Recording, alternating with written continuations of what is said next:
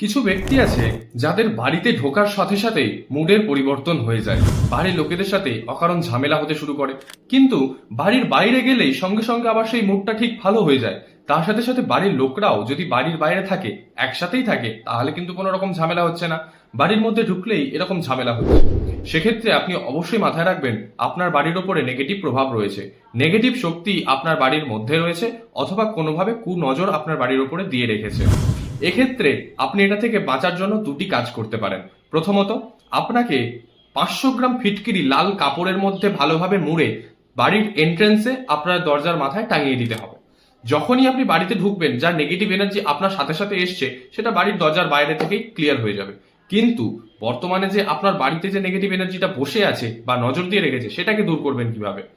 ঘর মোছার যে জল, তার মধ্যে অল্প একটু ফিটকিরি মিশিয়ে ডেলি ঘর মুছুন। এতে আপনার বাড়ির মধ্যে যে নেগেটিভ এনার্জি আছে, সেটা খুব তাড়াতাড়ি